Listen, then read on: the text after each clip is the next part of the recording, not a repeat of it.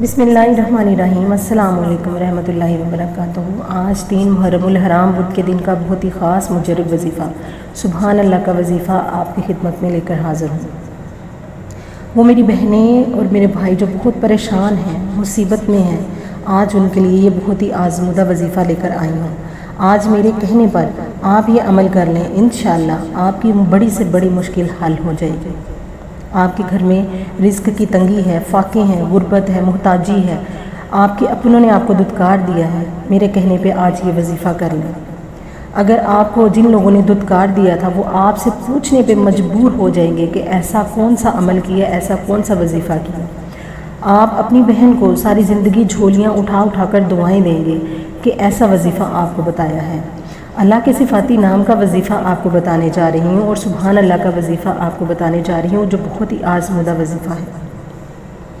سبحان اللہ میں اللہ کی شان بیان کی جاتی ہے، اللہ کی بڑائی بیان کی جاتی ہے، اللہ کی عظمت بیان کی جاتی ہے۔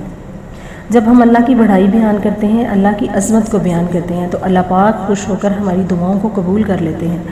جب اللہ کے بندے اللہ کے حضور میں گڑ گڑا کر اپنی حاجتوں کے لیے دعائیں مانگتے ہیں اور پورا بھروسہ اور پورا یقین اللہ کی ذات پر رکھتے ہوئے اپنے اللہ کی بارگاہ میں سر جھکاتے ہیں اور دعا مانگتے ہیں تو اللہ پاک ان سے راضی ہو جاتا ہے۔ اور جب اللہ اپنے بندے سے راضی ہو جاتا ہے تو اللہ اس کے لیے ہر آسانی پیدا کر دیتا ہے، اس کی بڑی سے بڑی مشکل کو آسان کر دیتا ہے اور اس کے لیے آسانیوں کے ایسے رستے بناتا ہے کہ انسان خود پریشان ہو جاتا ہے کہ یہ رستہ کیسے بن گیا اور میرے لیے یہ اتنی بڑی مشکل کیسے آسان ہو گئی۔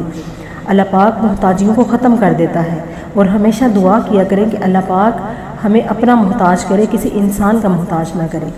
آپ کے وہ بہن بھائی جنہوں نے آپ کو غربت کی وجہ سے دھتکار دیا تھا، آپ کے وہ بہن بھائی جنہوں نے پیسوں کی وجہ سے آپ کو دھتکار دیا اور آپ کے حالات ایسے تھے کہ آپ ہاتھ پھیلانے پر مجبور ہو گئے تھے، انشاءاللہ آج اس عمل کی وجہ سے آپ کی محتاجی ختم ہو جائے گی، آپ کو کسی کے آگے ہاتھ پھیلانے نہیں پڑیں گے۔ یہ بہت ہی آسان سا چھوٹا سا مختصر سا عمل ہے لیکن بہت ہی خاص اور مجرب عمل ہے۔ آپ نے اس عمل کو کسی بھی نماز کے ساتھ کر لینا ہے۔ اگر آپ کسی نماز کے ساتھ اس کو نہیں کر سکے تو آپ اس کو چلتے پھرتے اٹھتے بیٹھتے آپ اس کا ذکر کر سکتے ہیں۔ آپ کہیں پر بھی موجود ہیں، آپ اپنے گھر میں ہیں، دفتر میں ہیں، کسی بھی جگہ پر آپ موجود ہیں، اگر آپ اپنے گھر میں آپ کے گھر میں کوئی مصیبت ہے، کوئی مشکل ہے، آپ اس کو ختم کرنا چاہتے ہیں تو آپ کہیں پر موجود ہیں، آپ اپنے گھر میں نہیں تو آپ اپنے گھر کا تصور کر کے اس عمل کو کر لیں اور اپنے گھر پہ پھونک مار دیں، انشاءاللہ آپ کی مشکلیں آسان ہو جائیں گی۔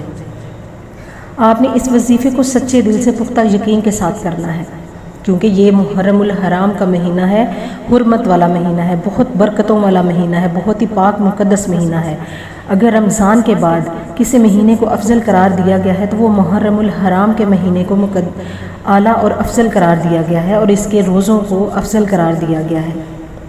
صحابہ اکرام حضور پاک صلی اللہ علیہ وآلہ وسلم کی خدمت میں جب پیش ہوتے تو وہ سوال کرتے تھے کہ اے اللہ کے رسول، اگر رمضان کے بعد کوئی مہینہ افضل ہے یا اس کے روزے افضل ہیں تو وہ کون سا مہینہ ہوگا؟ تو نبی پاک صلی اللہ علیہ وآلہ وسلم ہمیشہ ان سے کہتے محرم الحرام کا مہینہ رمضان کے بعد افضل ہے اور عاشوراء کے روزے یعنی 9-10 محرم کا روزہ رمضان کے بعد افضل ہے۔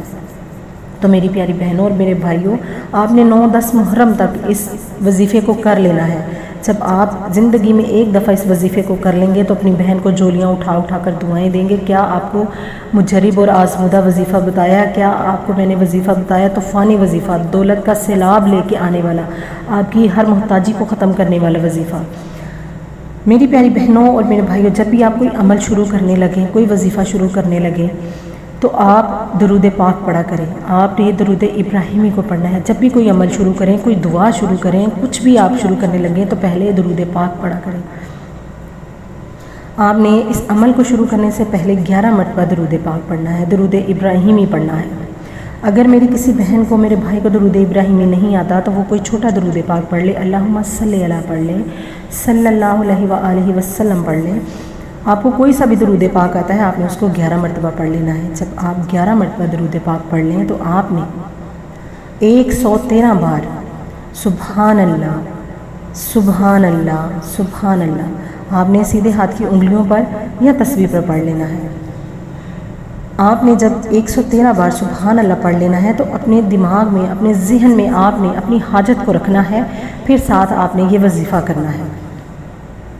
जब आप सुबहान अल्लाह को 113 बार पढ़ लें तो इसके साथ आपने अल्लाह पाक का सिफाती नाम पढ़ना है, या रज़्ज़ाक़, या रज़्ज़ाक़।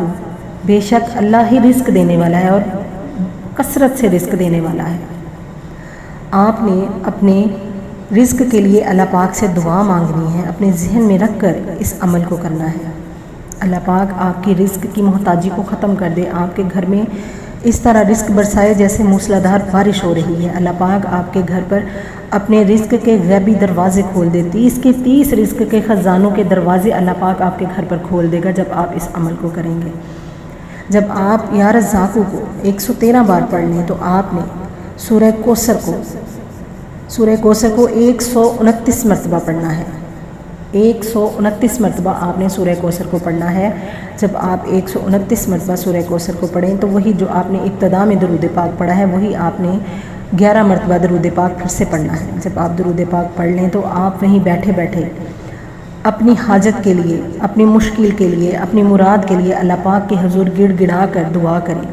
अपनी हाजत को, अपनी मुश्किल को, अपनी ज़रूरत को, अपनी मोहताजी को अल्लाह पाक के हुजूर पेश करके मनवा कर उठें। अल्लाह पाक आपकी हर दुआ को कबूल कर लेंगे, आपकी हर मोहताजी को ख़त्म कर देंगे, आपके लिए अल्लाह पाक आसानियाँ पैदा कर देंगे, आपके घर से रिस्क की तंगी को ख़त्म कर देंगे और पूरा साल अल्लाह पाक आपके घर पर रिस्क की बरसात फरमा देंगे। आपने इस अमल को बड़ी ही मोहब्बत से करना है, सच्चे दिल से, खलूस के साथ करना है। इंशाअल्लाह अल्लाह पाक आपकी हर हाजत को कबूल कर लेंगे। इंशाअल्लाह